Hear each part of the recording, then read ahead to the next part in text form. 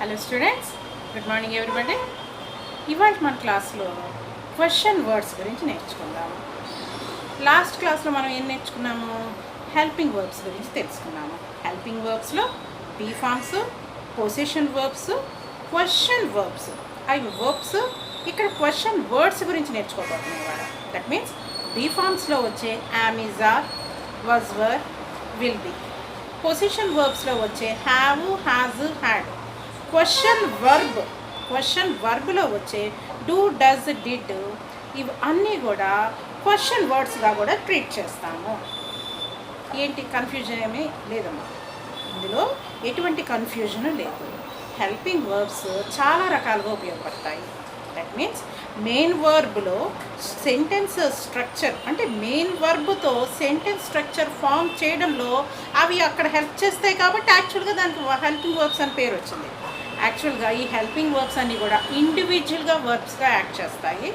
అలాగే క్వశ్చన్స్లో అడగడంలో, అంటే క్వశ్చన్ అడగడంలో కూడా మెయిన్ వర్బ్గా కూడా ఇవి యాక్టివ్ రోల్ ప్లే చేస్తాయి. అవి ఎలాగా ఏంటి అన్నది ఇవాళ క్లాస్లో చూద్దాము. సో మన హెడ్డింగ్ ఏంటి? Question words. ఏంటి ఆ క్వశ్చన్ వర్డ్స్? యాక్చువల్గా క్వశ్చన్ వర్డ్స్ అంటే వాట్, వేర్, వెన్ ఇవే చెప్తారు ఎవరైనా. బట్ క్వశ్చన్ వర్డ్స్ వేరే కూడా ఉన్నాయమ్మా. ఏమిటవి? ఇప్పుడు చెప్పుకున్న helping verbs am, is, are, was, were, will be, have, has, had, do, does, did, ఇవి కూడా క్వశ్చన్ వర్డ్సే. ఎలాగవుతాయి ఏమిటి అన్నది మనం ఇవాళ క్లాస్లో నేర్చుకుందాం. Okay students? ఓకే. క్వశ్చన్స్ మెయిన్గా 2 టైప్స్లో ఉంటాయి. వీటిని హిందీలో ప్రశ్న వాక్యం ఏమంటారు? ప్రశ్న వాక్యాలు ఇంకా చెప్పాలంటే అవి 2 టైప్స్లో ఉంటాయి. ఒకటి వచ్చేసరికి ఎస్ ఆర్ నో టైప్, అవును కాదు అని చెప్పే పద్ధతిలో కొన్ని క్వశ్చన్స్ ఉంటాయి. హిందీలో హా యా నా అని చెప్పే విధంగా ఆన్సర్స్ ఎస్ ఆర్ నో అని చెప్పే విధంగా ఉండే క్వశ్చన్స్. ఓకే. సెకండ్ టైప్ వచ్చేసరికి WH, HOW టైప్ క్వశ్చన్స్. అంటే ఆ క్వశ్చన్లో ఈ క్వశ్చన్ వర్డ్ మెన్షన్ చేస్తాము. ఏమిటవి? WH type means what, where, when, why, ఇటువంటివి వస్తాయి. HOW మీన్స్ హౌతో స్టార్ట్ అయ్యే words. How far, how much, how many, ఇటువంటి క్వశ్చన్ వర్డ్స్ అందులోకి వస్తాయి. వాటితో స్టార్ట్ చేస్తూ అడిగే క్వశ్చన్స్ ఒక type. Only just yes no అని ఆన్సర్ చేసే టైప్ క్వశ్చన్స్ ఒకటి. ఈ ఎస్ నో టైప్ క్వశ్చన్స్లో యూజ్ చేసే వర్బ్ ఈ హెల్పింగ్ వర్బ్స్ యూజ్ చేస్తాం. Okay students? ఈ హెల్పింగ్ వర్బ్స్ ఏవైతే ఉన్నాయో వాటితో యూజ్ చేసి అడిగే క్వశ్చన్స్ అన్నీ కూడా ఎస్ నో టైప్ క్వశ్చన్స్ అవుతాయి. ఎలాగేంటో కూడా చూద్దాం. ఒక ఎగ్జాంపుల్ తీసుకుందాం. చూడండి, యామ్తో చూడండి. యామ్తో బీఫామ్గా యాక్ట్ చేస్తుందని చెప్పి, అంటే మన గురించి చెప్పేవి. For example, I am a teacher అన్నాను. మై ఏ టీచర్ హూ, జనరల్ స్టేట్మెంట్. మై ఏ టీచర్ హూ. నేను టీచర్ని కాదని చెప్పాలనుకోండి, ఏమని చెప్తాము? I am not a teacher. నేను ఒక టీచర్ని కాను, నా ప్రొఫెషన్ టీచింగ్ కాదు కాబట్టి నేను టీచర్ని కాను. So I'm not a teacher అని చెప్తాను కాదైతే. అదే క్వశ్చన్ అడగాలంటే am I A teacher, yam ముందుకు వచ్చేస్తుంది. ఎలా వస్తుంది? ఏంటి? మనం సెంటెన్సెస్ రాదు. ఏంటి దానికి రూల్స్ ఏంటి? ఆ క్వశ్చన్ వర్డ్ యూజ్ చేసేటప్పుడు సెంటెన్స్ స్ట్రక్చర్లో ఏ చేంజెస్ జరుగుతాయి అన్నది మనం తెలుసుకొని ఉండాలి. ఓకే. ఇప్పుడు మీరు తెలుసుకోవాల్సింది ఏంటంటే హెల్పింగ్ వర్బ్స్ అన్నీ కూడా క్వశ్చన్ వర్డ్స్గా యాక్ట్ చేస్తాయి. ఆ క్వశ్చన్ వర్డ్స్గా యాక్ట్ చేసే టైప్ ఆఫ్ క్వశ్చన్స్నే yes or no type questions అంటాము. Okay, clear? నెక్స్ట్ WH టైప్లో చూడండి.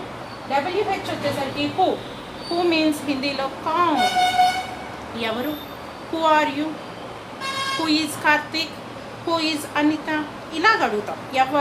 ఎవరు అంటే పర్సన్ రిలేటెడ్, పర్సన్కి సంబంధించి అడిగే క్వశ్చన్ వర్డ్ ఏంటంటే హూ. ఎప్పుడు యూజ్ చేస్తాము? ఒక వ్యక్తి గురించి అడగాలనుకున్నప్పుడు యూజ్ చేయాల్సిన క్వశ్చన్ వర్డ్ హూనే వాడాలి. Person related. దాన్ని హిందీలో కౌన్ హే వో, వహ్ కౌన్ హే, అతను ఎవరు? Who is he, who is she, ఆమె ఎవరు? వహ్ కౌన్ థీ, ఎవరు? పాస్ట్లో అయితే వహ్ కౌన్ హే అని హిందీలో ప్రజెంట్ పెడితే హే, పాస్ట్లో అడిగితే తా చెప్తే వజ్ వచ్చేసింది. హూ వాజ్ షీ, ఆమె ఎవరు? ఇలాగ మనం డిఫరెన్సెస్ అవి ఇప్పుడు ఎగ్జాంపుల్స్లో చూద్దాం. Next what. Second question word ఏంటి? వాట్. వాట్ మీన్స్ క్యా, ఏమిటి. ఏమిటి అంటే థింగ్ రిలేటెడ్ మాట్లాడతాం. వాట్ ఈజ్ దిస్ ఇది చూపించి వాట్ ఈజ్ దిస్ అంటే this is a chalk piece అని చెప్తాం. వాట్ ఈజ్ దిస్ క్వశ్చన్ ఏమైంది? వాట్తో స్టార్ట్ అయింది. అంటే ఈ క్వశ్చన్ వర్డ్స్ అన్నీ కూడా స్టార్టింగ్లో వస్తాయి. మన సెంటెన్స్ స్ట్రక్చర్ ఏంటి? Subject, verb, object. ఈ మూడింటికి ముందు వచ్చేదే క్వశ్చన్ వర్డ్. వాట్, వేరు, వీటిలో ఏదో క్వశ్చన్ వర్డ్ ముందు పెట్టేసి తర్వాత సబ్జెక్ట్, తర్వాత వర్బ్, తర్వాత ఆబ్జెక్ట్. అది క్వశ్చన్ వర్డ్కి రూల్ అవుతుంది. ఇప్పుడు మనం చూద్దాం one by one. Next where. Where అంటే ఎక్కడ, ప్లేస్ రిలేటెడ్. హిందీలో కహా. కహా హే ఏ ఆద్మీ, ఇతను ఎక్కడున్నాడు, వేర్ ఈజ్ హీ అని మనం అడుగుతాం. వేర్ అయిపోయింది. వెన్. వెన్ మీన్స్ కబ్. కబ్ అంటే ఎప్పుడు. ఎప్పుడు అని అడిగేటప్పుడు యూజ్ చేయాల్సిన క్వశ్చన్ వర్డ్ హిందీలో, ఇంగ్లీష్లో వచ్చేసరికి వెన్ అంటాము, తెలుగులో ఎప్పుడు అని చెప్తాం దాన్ని. సో వెన్ చూడండి ఇప్పుడు. వెన్ మీన్స్ కబ్. హిందీలో వచ్చేసరికి కబ్ అంటాం. కబ్ హువా, ఏ యాక్సిడెంట్ కబ్ హువా అంటాం. అంటే ఈ యాక్సిడెంట్ ఎప్పుడు జరిగింది. దట్ మీన్స్ వెన్ అంటే టైం రిలేటెడ్ మాట్లాడతాం. అంటే టైం గురించి, ఒక సమయం గురించి మనం ఏదైనా క్వశ్చన్ అడగాలంటే యూజ్ చేయవలసిన question word when. That means who వచ్చేసరికి పర్సన్ రిలేటెడ్, వాట్ వచ్చేసరికి things related, where means place related, when means time related. So అటువంటి టైంలో దట్ మీన్స్ ఏది దేనికి సంబంధించి మనం క్వశ్చన్ అడగాలనుకుంటున్నామో దానికి సంబంధించిన క్వశ్చన్ వర్డ్ని మనం యూజ్ చేయాల్సి ఉంటుంది. నెక్స్ట్ చూడండి విచ్. విచ్ మీన్స్ ఏది. ఏది కావాలి మీకు అంటాము. అంటే కౌన్సా చాయి ఆప్కో. Which means choice. ఏదైనా ఒకటి చూస్ చేసుకోవాలన్నప్పుడు మనం విచ్ వాడతాం. మనం ఎగ్జాంపుల్స్లో వన్ బై వన్ చూద్దాం. Next why. వై అంటే ఎందుకు, రీజన్. రీజన్ ఏదైనా ఒకటి అడగాలనుకోండి, ఎందుకు చేసావు ఈ పని అంటే రీజన్స్ అడుగుతాం. సో అలాంటి రీజన్స్ హిందీలో కారణ్ అంటాం. కారణ్ పూఛనా. ఏదైనా ఒక కారణం ఏంటి ఆ పని చేయడానికి, రీజన్స్ అడగాలనుకున్నప్పుడు ఈ వై అనే క్వశ్చన్ వర్డ్ని యూజ్ చేయాలి. అంటే మనం ఏ క్వశ్చన్ అయితే అడగాలనుకుంటున్నామో దాని నిమిత్తం ఈ వర్డ్స్ని డిజైన్ చేయడం జరిగింది. మనం అడగాలనుకుంటున్న దాన్ని బట్టి ఈ వర్డ్స్ని మనం చూస్ చేసుకోవాలి. వాట్ దగ్గర హూ, హూ దగ్గర విచ్ వాడితే క్వశ్చన్ మీనింగ్ లెస్ అయిపోతుంది. ఓకే స్టూడెంట్స్, మనం ఏది ఎక్కడ ఎవరు వచ్చారని బదులు ఏమిటి వచ్చారని అన్నాం అనుకోండి, మారిపోయిందా మీనింగ్. ఎవరు వచ్చారంటే బయట ఎవరో వచ్చారు అనే బదులు ఏమిటి వచ్చారు అన్నాం అనుకోండి, అది ఎంత మీనింగ్లెస్గా ఉంది. అలాగే ఇంగ్లీష్లో కూడా అంతే. ఎవరు అంటే హూనే వాడాలి, ఏమిటంటే వాటే వాడాలి. సో దాని నిమిత్తం ఆ మీనింగ్స్ అవన్నీ కూడా నేర్చుకోవాలి, తెలుసుకోవాలి. దాని హిందీలో ఏమంటారు ఇప్పుడు? వై మీన్స్ క్యూ. క్యూ హువా, ఎందుకయింది. రీజన్ అడుగుతున్నాము, ఆ రీజన్ అడగాలంటే యూజ్ చేయాల్సిన question word why. Okay next whom. Whom అంటే ఎవరిని, పర్సన్ రిలేటెడ్. మళ్ళీ హూమ్ అంటే ఎవరిని పిలవాలి. నేను అక్కడ 4-5 కూర్చొని ఉన్నారు, అందులో ఒకరిని పిలుచుకురా అని అన్నారు అనుకోండి, ఎవరిని పిలవాలి, ఎవరిని అన్నప్పుడు యూజ్ చేసే వర్డ్ హూమ్. ఎవరిది, అది కూడా పర్సన్ రిలేటెడే. హూజ్. కిస్కా, కిస్కో. కిస్కో మీన్స్ హూమ్. కిస్కా అన్నప్పుడు హూజ్ బుక్ ఈజ్ దిస్ అంటాము. అంటే ఈ పుస్తకం ఎవరిది అని అడిగినప్పుడు, అంటే ఎవరిది అన్నప్పుడు యూజ్ చేయాల్సిన క్వశ్చన్ వర్డ్ హూజ్. ఇవన్నీ మనం ఎగ్జాంపుల్స్లో వన్ బై వన్ చూద్దామమ్మా డీటెయిల్గా. Next how. హౌ అంటే ఎలా జరిగింది. ఇది కూడా రీజన్ రిలేటెడే. రీజన్ అడుగుతున్నాం, ఎలా ఆ ఇన్సిడెంట్ ఎలా జరిగింది అని అడుగుతున్నాం. అంటే ఎలా అన్నది హౌ అంటాం. ఈ how related how many, how far, how duration, how long, how much, ఇలాగ నెంబర్ ఆఫ్ ఉన్నాయి. అవన్నీ కూడా మనం వన్ బై వన్ చూద్దాం. ఈ విధంగా WH, HOW క్వశ్చన్స్ ఉంటాయి. దట్ మీన్స్ క్వశ్చన్స్ 2 టైప్స్గా అడుగుతాము. ఒకటి SR/NO టైప్. SR/NO టైప్లో యూజ్ చేయవలసిన question words am, is, are. అంటే మనం ఇంత క్రితం చెప్పుకున్న హెల్పింగ్ వర్బ్స్తో SR/NO టైప్ క్వశ్చన్స్ని ఫామ్ చేస్తాము. WH that means what, where, when, ఈ వీటితో ఫామ్ చేసే క్వశ్చన్ వర్డ్స్ని WH ఆర్ HOW క్వశ్చన్స్ అంటాము. ఇప్పుడు మనం చూడండి ఒక ఎగ్జాంపుల్ తీసుకున్నాను నేను. Just I eat mango now. నేను ఇప్పుడు మ్యాంగో తిన్నాను. నవ్వు అంటున్నాను. ప్రెజెంట్ టెన్స్ అంటే ఏంటమ్మా అర్థం? ఇప్పుడు జరిగే యాక్షన్స్ గురించి మాట్లాడతాము, రెగ్యులర్గా జరిగే యాక్షన్స్ గురించి మాట్లాడతాము, హ్యాబిచువల్గా చేసే యాక్షన్స్ గురించి మాట్లాడతాము. ఓకే స్టూడెంట్స్, ఇక్కడ నవ్ అన్నాను అంటే ఇవాళని మెన్షన్ చేశాను కాబట్టి అది ప్రెజెంట్ ఇంకా ఆలోచించక్కర్లేదు.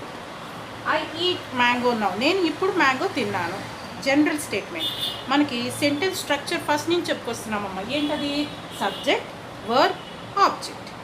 ఇప్పుడు దీన్ని క్వశ్చన్లోకి మార్చాలి మన టాపిక్ ఏంటి? Question word.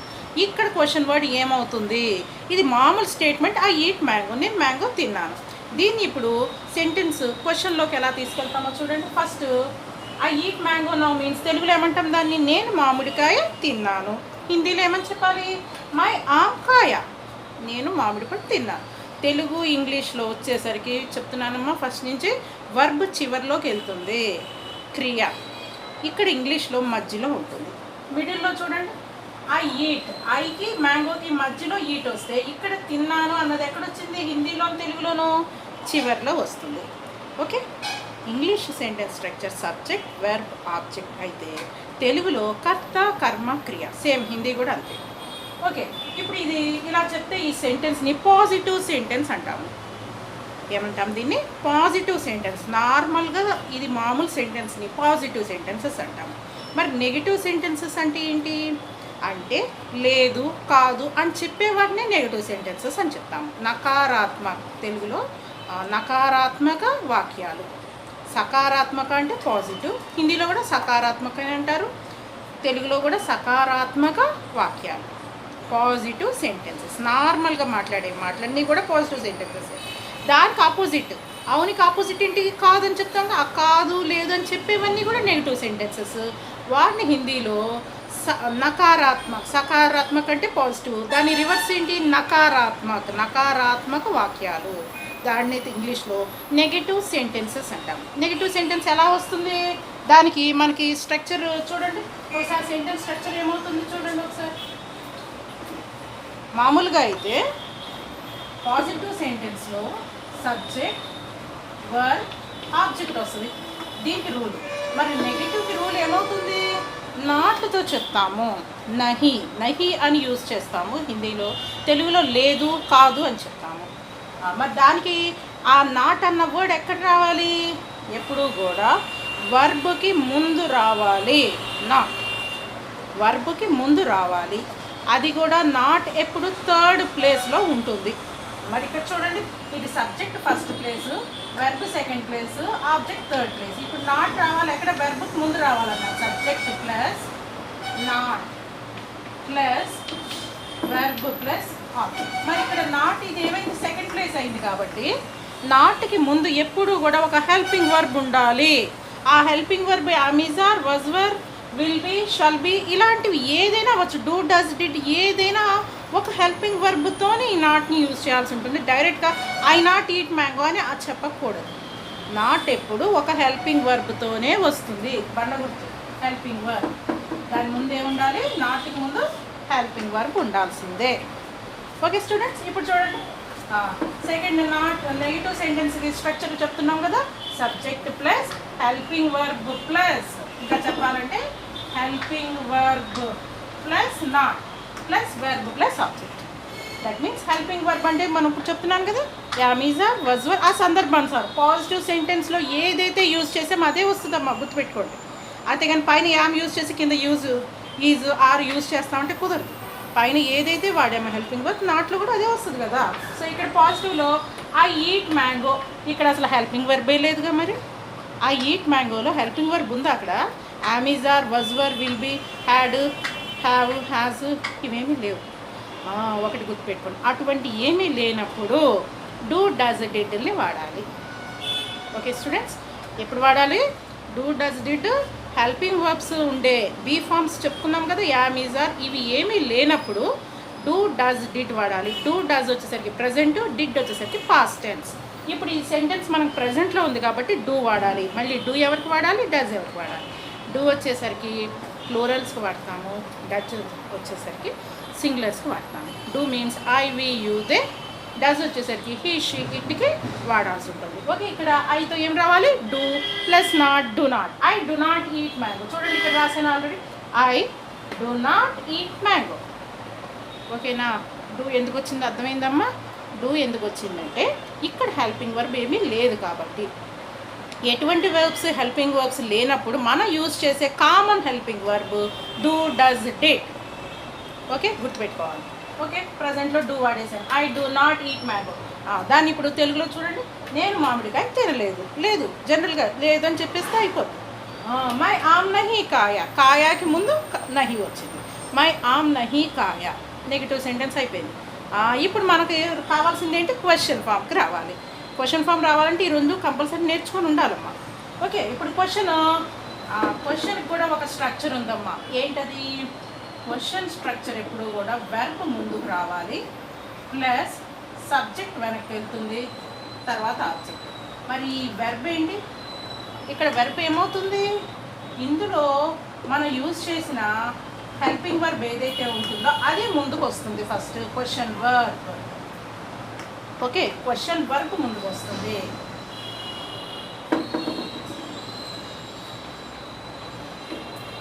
క్వశ్చన్ వర్బ్, దానికి మనం ఇచ్చిన పేరు క్వశ్చన్ వర్బ్ అని పెట్టండి. ఇక్కడ యూజ్ చేసిన క్వశ్చన్ వర్బ్ ఏంటి, డూ. హెల్పింగ్ వర్బ్ ఏంటి, డూ. ఆ డూ ముందుకు రావాలి. చూడండి ఇక్కడ, do you eat mango. Do తర్వాత సబ్జెక్ట్, సబ్జెక్ట్ తర్వాత మెయిన్ వర్బ్, తర్వాత ఆబ్జెక్ట్. దట్ మీన్స్ ఫస్ట్ వచ్చిన డూ ఏమవుతుంది, హెల్పింగ్ వర్బ్. ఆర్ దీన్నే మనం క్వశ్చన్ వెర్బ్గా ట్రీట్ చేయాలి, ఆర్ క్వశ్చన్ వర్డ్ అనేది చెప్పచ్చు, ప్రాబ్లం లేదు. So do you eat mango, నువ్వు మ్యాంగో తింటావా, అక్కడ అర్థం తింటావా, తిన్నావా కాదు. డూ యూ ఈట్ మ్యాంగో, తింటావా ఆర్ తిన్నావా, ఎలాగైనా. నువ్వు మామిడికాయ తిన్నావా, డూ యూ ఈట్ మ్యాంగో, నువ్వు తిన్నావా. క్యా తుమ్ ఆమ్ కాయా. ఇక్కడ డూని హిందీలో ఏమని చెప్పాలి, మనం డూ డస్ దగ్గర చెప్పానమ్మా. హిందీలో ఏమంటామంటే కియా, కియా.